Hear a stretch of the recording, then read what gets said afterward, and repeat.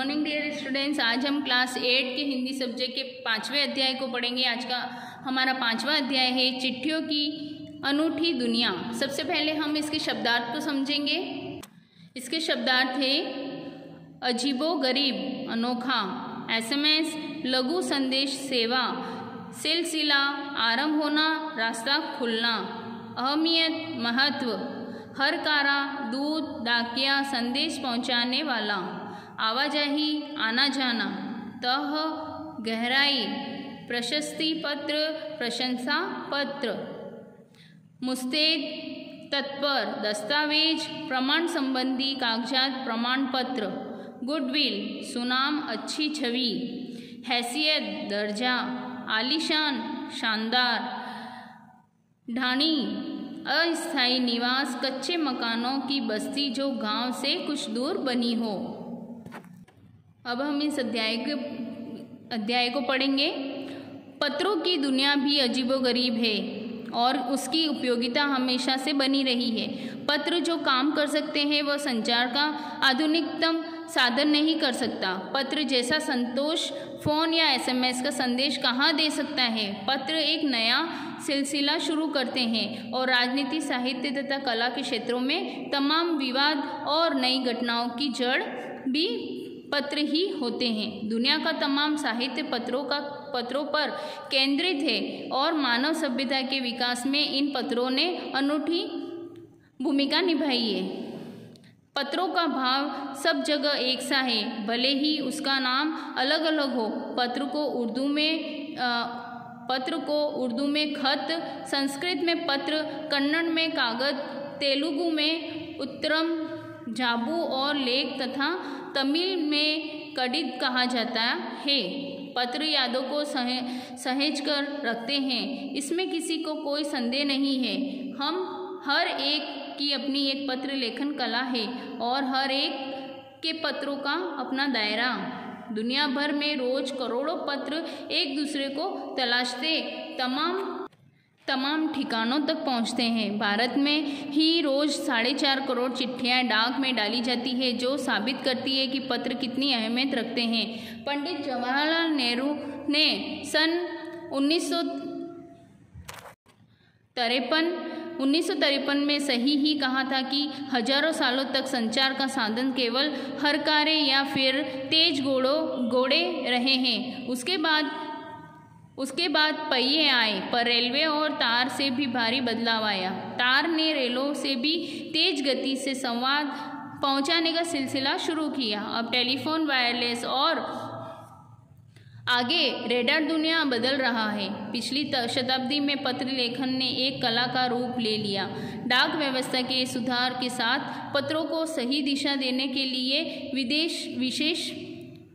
विशेष प्रयास किए गए। पत्र संस्कृति विकसित करने के लिए स्कूली पाठ्यक्रमों में पत्र लेखन का विषय भी शामिल किया गया। भारत ही नहीं, दुनिया में कई देशों में ये प्रयास चले और विश्व डाक संघ ने अपनी ओर से भी काफ़ी प्रयास किए। विश्व डाक संघ की ओर से 16 वर्ष से कम आयु वर्ग के बच्चों के लिए पत्र लेखन प्रतियोगिताएं आयोजित करने का सिलसिला सन 1972 से शुरू किया गया। यह सही है कि खास तौर पर बड़े शहरों और महानगरों में संचार साधनों के तेज विकास तथा अन्य कारणों से पत्रों को आवाजाही प्रभावित हुई है, पर देहाती दुनिया आज भी चिट्ठियों से ही चल रही है। फैक्स, ईमेल, टेलीफोन तथा मोबाइल ने चिट्ठियों की तेजी को रोका है, पर व्यापारिक डाक की संख्या लगातार बढ़ रही है। जहाँ तक पत्रों का सवाल है, अगर आप बारीकी से उसकी तह में जाएं तो आपको ऐसा कोई नहीं मिलेगा जिसने कभी किसी को पत्र न लिखा या न लिखाया हो, या पत्रों का बेसब्री से जिससे इंतज़ार न किया हो। हमारे सैनिक तो पत्रों का जिस उत्सुकता से इंतज़ार करते हैं उसकी कोई मिसाल ही नहीं। एक दौर था जब लोग पत्रों का महीनों इंतज़ार करते थे, पर अब वह बात नहीं। परिवहन साधनों के विकास से दूरी बहुत घटा दी है। पहले लोगों के लिए संचार का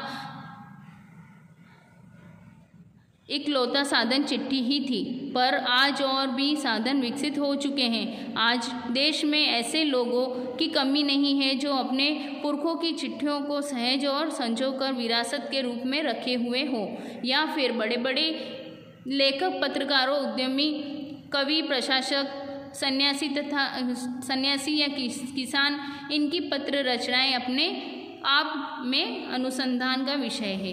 अगर आप आज जैसे संचार साधन होते तो पंडित नेहरू अपनी पुत्री इंदिरा गांधी को फ़ोन करते, पर तब पिता के पत्र पुत्री के नाम नहीं लिखे जाते।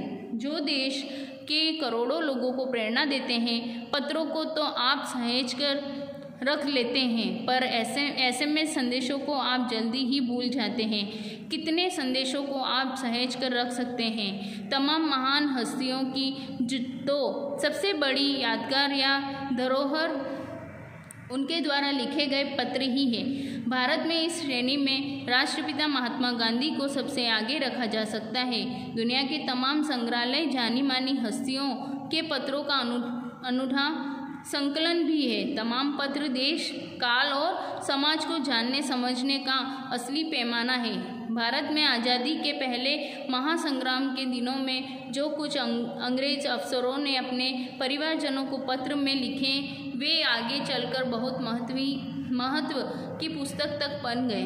इन पत्रों को साबित किया कि यह संग्राम कितनी जमीनी मजबूती लिए हुए था। महात्मा गांधी के पास दुनिया भर से तमाम पत्र केवल महात्मा गांधी इंडिया लिखे आते थे और वे जहां भी रहते थे वहां तक पहुंच जाते थे।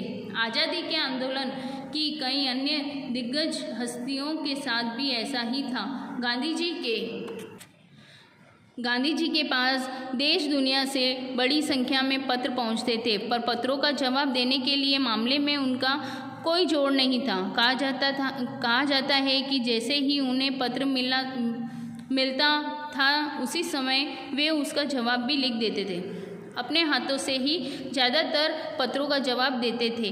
जब लिखते लिखते उनका दाहिना हाथ दर्द करने लगता था तो वो बाएं हाथ से भी लिखने में जुट जाते थे। महात्मा गांधी ही नहीं, आंदोलन के तमाम नायकों के पत्र गांव-गांव में मिल जाते हैं। पत्र भेजने वाले लोग उन पत्रों को किसी प्रशस्ति पत्र से कम नहीं मानते हैं और कई लोगों ने तो उन पत्रों को फ्रेम कराकर रख लिया है। यह है पत्रों का जादू।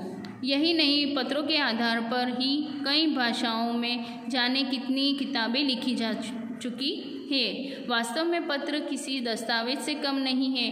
पंत के 200 पत्र, बच्चन के नाम और निराला के पत्र हमको लिखियो है कहाँ, तथा पत्रों के आईने में दयानंद सरस्वती समेत कई पुस्तकें आपको मिल जाएगी। कहा जाता है कि प्रेमचंद खास तौर पर नए लेखकों को बहुत प्रेरक जवाब देते थे तथा पत्रों के जवाब में वे बहुत मुस्तैद रहते थे। इसी प्रकार नेहरू और गांधी के लिखे गए रविंद्रनाथ टैगोर के पत्र भी बहुत प्रेरक है। महात्मा और कवि के नाम से महात्मा गांधी और रविंद्रनाथ टैगोर के बीच सन 1915 से 1941 के बीच के पत्राचार का संग्रह प्रकाशित हुआ है, जिसमें बहुत से नए तथ्यों और उनकी मनोदशा का लेखा जोखा मिलता है। पत्र व्यवहार की परंपरा भारत में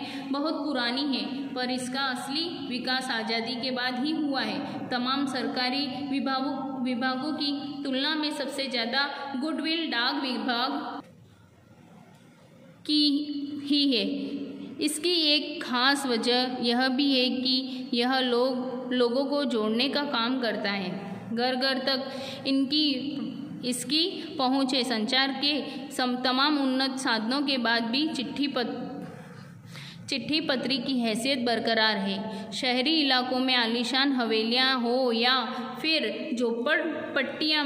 पट्टियों में रहे लोग, दुर्गम जंगलों से घिरे गांव हो या फिर बर्फबारी के बीच रहे पहाड़ों के लोग, समुद्र तट पर रह रहे मछुआरे हो या फिर रेगिस्तान की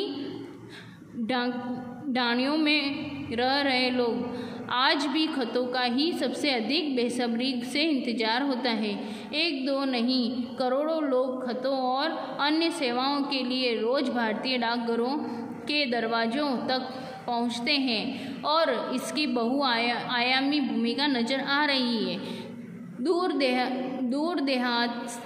दूर देहात में लाखों गरीब घरों में चूल्हे मनी ऑर्डर अर्थव्यवस्था से ही चलते हैं। गांवों या गरीब बस्तियों में चिट्ठी या मनी ऑर्डर लेकर पहुंचने वाला डाकिया देवदूत के रूप में देखा जाता है। Thank you.